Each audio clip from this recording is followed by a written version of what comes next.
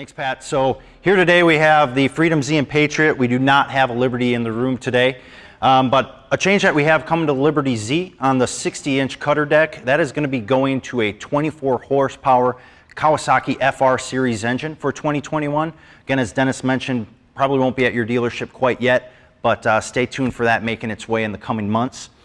Also on that machine, what used to be an optional accessory is the cutter deck transport lock, so you'd be able to kick that deck all the way up and it'll lock into place with that tool.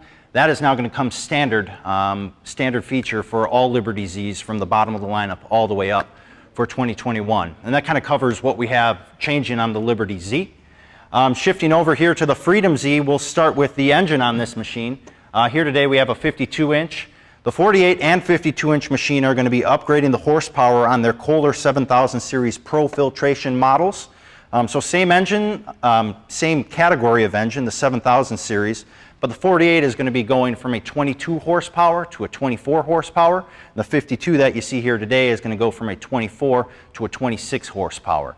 So just a little bit more horsepower we're bringing to this package. This has been a real great engine for this particular setup. So that extra horsepower, we're really excited about that. Some things you're going to see on all of these models with the transaxle moving forward, as Pat mentioned, is the standalone hydro reservoir. That is now going to be an integrated system into the transaxle. So what you're going to do there, you're going to make it a little bit less complex in the hydro system. You're going to clear up a lot of plumbing, and by doing that, your opportunity for leak points is going to be greatly reduced. It's going to be a much cleaner unit underneath, so it's going to be much easier to do oil changes. You're going to have more accuracy and more consistent in that, eliminating potentials for overfilling the system. So nice upgrades that we're seeing there on all of these models to the Hydrogear transaxle. So thank you to Hydrogear for allowing us to do that. Then shifting over here to the Patriot model, we'll start right here with the control levers. These look very much the same as they used to, but these are actually now the same control levers that we previously had and still use on the Freedom Z. So why the change there?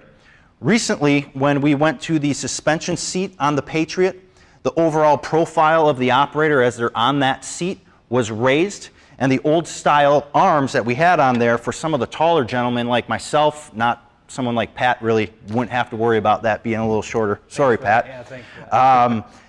You'd have some leg clearance issues when you're fully extended. We heard that from some taller operators. So by going to that style with the higher profile arm, those taller operators, we weren't hearing that as much, or we shouldn't hear that as much. So nice upgrade there. Another real big thing that's probably catching your eye here on both of these machines is the fuel tank on them. So what we did there is the tool on this tank, the tool that makes these tanks, was running into the end of its useful life. So we use that as an opportunity to give it a new look and kind of, in my eyes, take this redesign that we had last year by going to the Blackout Edition and really bring it full circle.